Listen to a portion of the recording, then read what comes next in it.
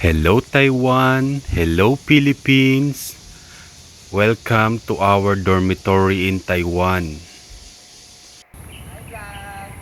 Guys, ito pala ang view ng aming dormitory dito sa Taiwan.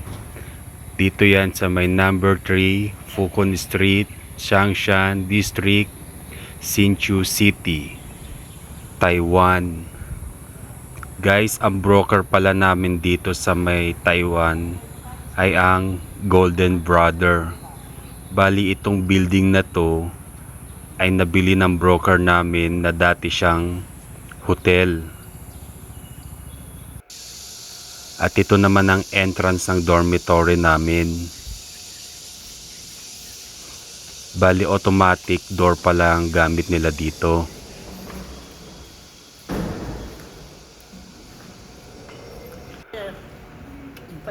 At ito naman ang aming dormitory electronic gate, guys.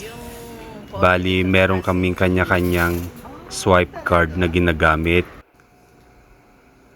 At ito naman ang aming dormitory lobby.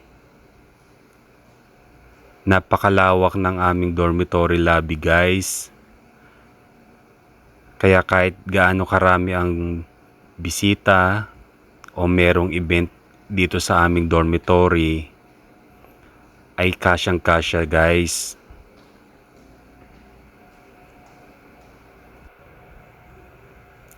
At ito naman ang aming dormitory office.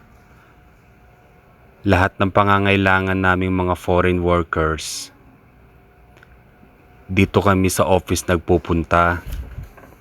Bali, meron palang security guard dito 24 hours. At ito naman ang aming visiting and dining area. Dito pwede kaming kumain. Dito rin namin pwedeng dalhin ang aming mga bisita. Ang bawal lang ay ang dalhin sa aming kanya-kanyang rooms. At ito naman ang aming dormitory elevator. Mayroon ding hagdanan just in case of emergency. At ito naman ang aming dormitory conference room.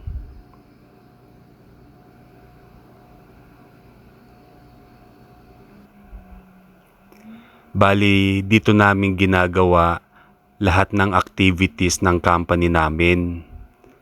Mapa General Assembly, Christmas party, at kahit anong events ng company namin, dito namin ginagawa.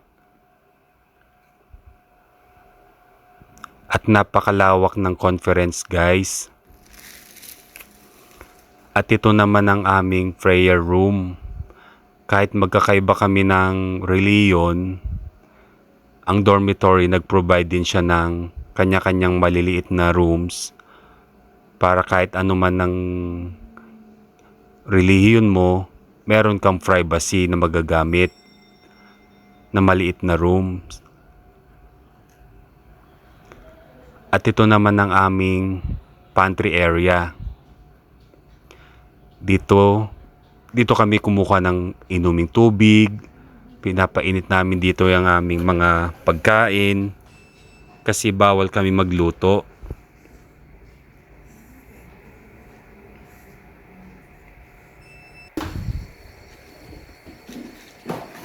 At ito naman ang garbage area. Dito, guys, sinesegregate namin lahat ng naming basura. At ito naman ang aming washing area. Hiwalay ang sa babae at sa lalaki. Dito, guys, kumpleto na rin.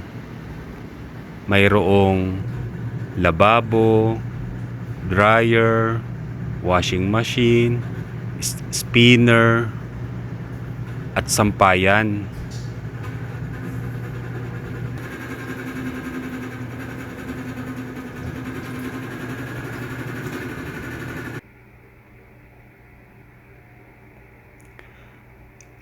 Bawat floor pala ay merong sofa.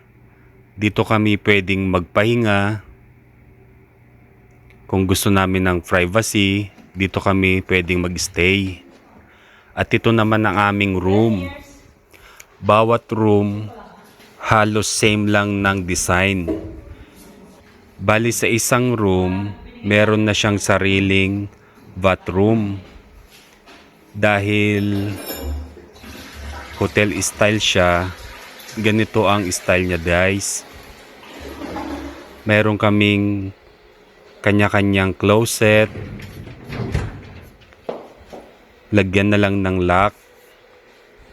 At kanya-kanyang bed. Meron din kaming kanya-kanyang saksakan ng kuryente guys. Para hindi na nakikigamit sa kabilang bed. Bali dito sa room, ang nakadesign siya ay pangwaluan. Pero sa case namin, 6 lang kami. Yun ay choice po namin. Pwedeng 6, pwedeng 8. Ito naman ang aming balcony. At ito ang views sa labas ng balcony guys. Napaka-presko, napaka-aliwalas, at higit sa lahat, napakaganda. Ito naman ang dormitory outside views. Everyday ganyan ang makikita namin guys. Napakaliwalas. Kaya isa kami sa mga maswerteng Pinoy na ang dormitory namin ay maganda. Thank you pala sa company namin na MXIC at broker namin na Golden Brother.